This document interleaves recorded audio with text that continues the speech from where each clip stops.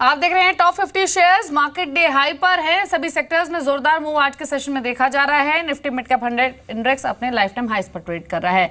किरण यादव हमारे साथ मौजूद है। इनफैक्ट आप देखिए Nifty mid cap 100 in fact day high पर ही नहीं, अपने रिकॉर्ड हाईस पर है। जो प्रीवियस हाईस था वो 14,237 का था, जिसको क्रॉस किया है आज इस इंडेक्स ने। लेकिन अब बात करते हैं जिंदल कोल ब्लॉक मामले की, जिसमें आज सुनवाई है और सुरेश सिंघल को सरकारी गवाह बनाने पर फैसला मुमकिन है।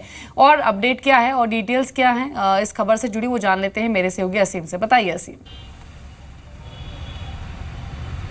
दीपाली, पहले तो थोड़ा सा बैकग्राउंडर दे दो। अमरकोंडा मुर्गा दंगल केस झारखंड में एक कॉल ब्लॉक है, उसके से जुड़ा हुआ ये मामला है। सीबीआई इस मामले में अपनी चार्जशीट जो है वो फाइल कर चुकी है, जिसमें कि 10 लोगों को आरोपी बनाया गया और 5 कंपनियां भी इसमें आरोपी हैं। इसमें से एक आरोपी है सुरेश सिंघल, जिन्होंने कि 21 अप्रैल को एक पिटीशन मूव की थी और उनका कहना था कि मैं इस पूरे केस में सरकारी गवाह बनने के लिए तैयार हूँ, मैं सारे सबूत जो है वो कोर्ट को देने के लिए तैयार हूँ। तो जो कोर्ट है उसने आदेश दिया था सीबीआई को कि इनसे स्टेटमेंट जो है वो ले ले। सीबीआई ने उनका स्टेटमेंट लिया और सीबीआई ने उसके बाद कोर्ट में भी ये कहा कि वो उनको सरकारी गवाह बनाने के लिए तैयार है। उनको लगता है कि उन्होंने जो बयान दिया है या जो डॉक्यूमेंट्स उपलब्ध कराए हैं उनसे उनको केस को मजबूत करने में जो है मदद मिलेगी और ये कहीं ना कहीं ये आगे जा करके इस केस को जो है मजबूत करेगा सीबीआई की तरफ से। तो ये उस मामले पर आज जो है कोर्ट अपना फैसला सुना सकता है कि क्या सुरेश सिंघल जो है उनको सरकारी गवाह बनाने की इजाज़त मिलेगी या नहीं मिलेगी। तो 2 बजे के आसपास ये फैसला जो है कोर्ट अपना सुना सकता है।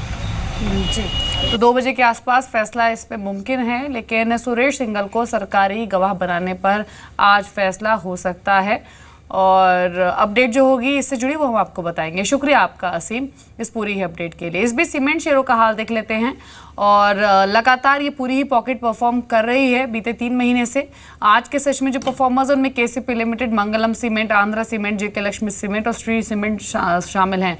लेकिन किरण, मैं 2 सीमेंट स्टॉक्स पर आपके कमेंट लेना चाहती हूँ। तो हिडलबर्ग सीमेंट और दूसरा प्रिज्म सीमेंट, ये 2 ऐसे स्टॉक्स हैं जो कि अपनी फरवरी लो से ऑलमोस्ट 76-77% चल चुके हैं। अभी भी स्टीम दिख रही है आपको इन शेयरों में? हिडलबर्ग सीमेंट में बिल्कुल दिख रही है। मेरा मानना है कि हिडलबर्ग में इधर से और भी ऊपरी स्तर आपको देखने को मिल जाने चाहिए। ये एक ऐसा स्टॉक है जहां पे आपको बहुत बड़ी मूव सीमेंट क्षेत्र में ही आपको इन जनरल बहुत ही बड़ी मूव दिखाई देती है और नेक्स्ट रेजिस्टेंस के तौर पे करीबन 118-119 का लेवल है। ये एक बार क्रॉस कर दे, इसके बाद में ये मार्केट और परफॉर्मेंस करता नजर आएगा। दूसरा कौन सा स्टॉक का आपने कहा सीमेंट का? Prism cement. प्रिज्म सीमेंट भी ऐसा ही एक काउंटर है जहां पे छोटा सा रेजिस्टेंस है। रेजिस्टेंस 115 का है। एक बार ये एक रेजिस्टेंस निकल जाए तो वापस एक बार जो मूव हमने देखी थी पिछले 15 दिनों में, एक 92 से लेके 116 वो वापस रिज्यूम होती नजर आएगी। तो 116 के ऊपर एग्रेसिव बाइंग के सजेशन दूंगा। जी, इनफैक्ट सीमेंट स्पेस से जुड़ी हुई एक बड़ी खबर ये भी है कि लफार्ज काफी लंबे समय से प्रोस्पेक्टिव बायर से बातचीत कर रही थी और फाइनली निर्मा के साथ ये डील हुई है। और जो डील है, ऐसा माना जा रहा है कि निर्मा जो प्राइस पे कर रहा है वो प्रीमियम प्राइस पे कर रहा है, क्योंकि हमने देखा था कि लफार्ज के इंडिया एसेट्स को लेकर पहले जीएसडब्ल्यू और पिरामल ग्रुप से भी बातचीत हुई थी, लेकिन निर्मा जो है वो ऑलमोस्ट जो पुराने बायर्स जिस प्राइस पर ये डील कर रहे थे उससे 1000 करोड़ रुपीस ज़्यादा पे कर रही है और जो पूरा डील साइज है वो 9400 करोड़ के आसपास माना जा रहा है।